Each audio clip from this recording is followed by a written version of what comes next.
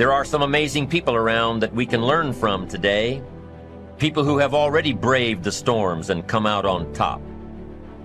People who are still alive today. People who started with nothing and ended up with something great.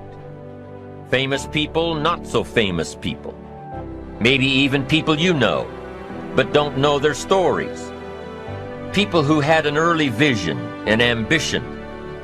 People who turned their focused dreams into the reality of success. Life is dull only to dull people. This is true, but it also could have read, life is interesting only to interesting people, or life is successful only to successful people. And what I'm trying to say is that you must first become, mentally, from an attitude standpoint, that which you wish to achieve.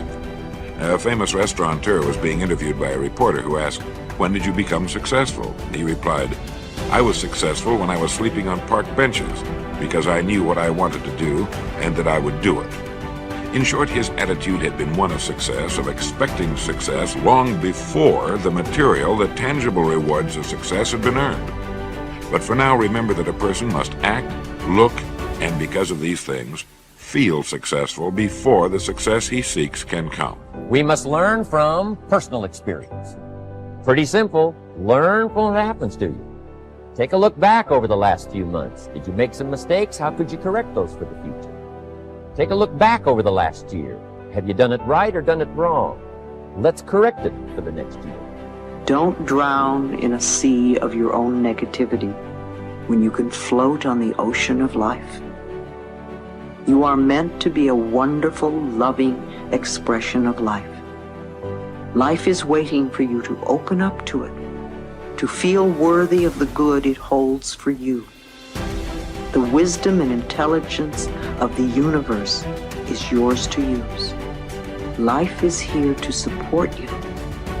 Trust the power within you to be there for you. The moment you start feeling abundant and worthy, you are generating wealth. The moment you're empowered and feel it, you're beginning to step towards your success. The moment you start feeling whole, your healing begins. And when you love yourself and you love all of life, you'll create an equal. Now you're causing an effect. And I think that's the difference between living as a victim in the world, saying, I am this way because of this person or that thing or this experience. They made me think and feel this way. When you switch that around, you become a creator of your world, and you start saying, my thinking and my feeling is changing an outcome in my life. And now that's a whole different game, and we start believing more that we're creators of reality. This is your moment to shine. And if you're not willing to shine, then step aside. If you're not willing to work, then this is not the place for you. You got to toughen up. You got to look up.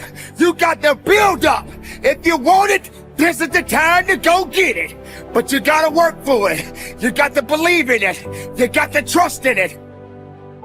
If you put yourself in a new situation, then new genes code for new proteins and build new neural structures and new nervous system structures. Same thing happens to some degree when you work out, right? Because your muscles are responding to the load, but your nervous system does that too. So you imagine that there's a lot of potential you locked in your genetic code. And then if you put yourself in a new situation, then the stress, that's the situational stress that's produced by that particular situation, unlocks those genes and then builds new parts of you. So that's very cool, because who knows how much there is locked inside of you. Okay, so now here's the idea. So let's assume that that scales as you take on heavier and heavier loads. That more and more of you get more and more informed because you're doing more and more difficult things, but more and more of you gets unlocked. And so then what that would imply is that if you got to the point where you could look at the darkest things, so that would be the abyss, right? That would be the deepest abyss. If you could look at the harshest things, like the most brutal parts of the suffering of the world and the malevolence of people and society, if you could look at that straight and directly, that would turn you on maximally. And so that's the idea of rescuing your father, because imagine that you're like the potential composite of all the ancestral wisdom that's locked inside of you biologically. But that's not going to come out at all unless you stress yourself. unless you challenge yourself. And the bigger the challenge you take on, the more that's going to turn on. And so that as you take on a broader and broader range of challenges and you push yourself harder, then more and more of what you could be turns on, and that's equivalent to transforming yourself into the ancestral father, because you're like the, what would you call it? You're the consequence of all these living beings that have come before you, and that's all part of your biological potentiality.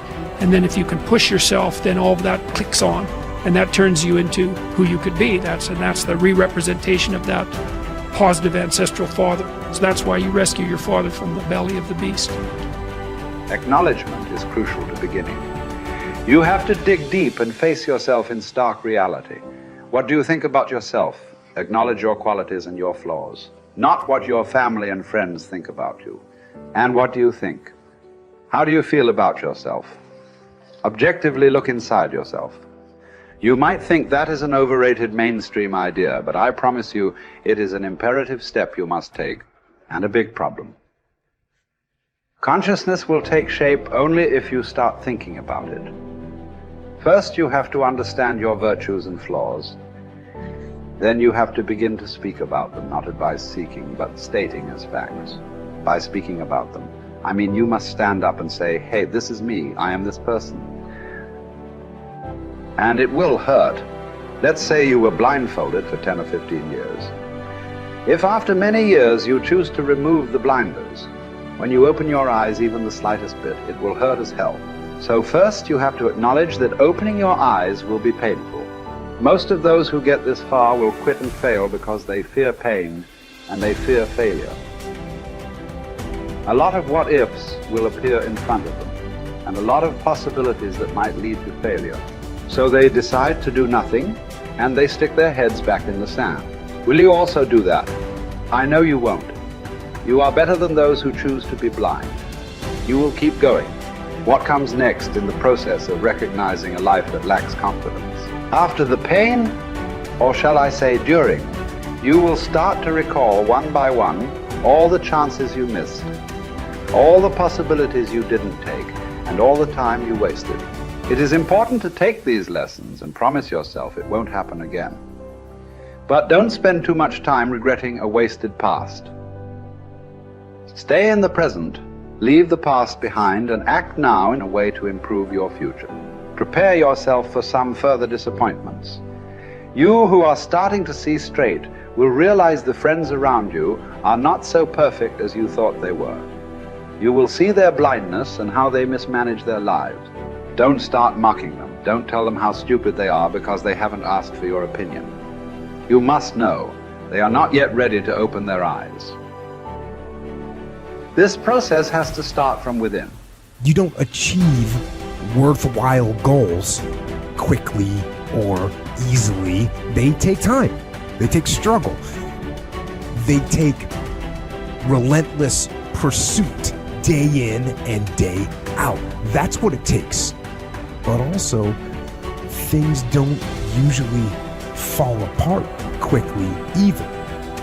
At least at first, it's a slow process. A little slip here, a little setback over there, a little wearing down of discipline and will over time. That's the thing. Success and failure are generally slow processes, either slowly building things up or gradually tearing them down. And that's why I say you've got to pay attention. You have to watch. You have to watch every single second, because those seconds, they turn into minutes, and minutes turn into hours, and hours turn into days, and days turn into years. And so that second that just went by, that counted. And so did that second. And so did that one. And in those precious seconds, you were either building or you were decaying. You were either gaining ground or you are losing ground. In that second, and in every second. Every second counts. So make every second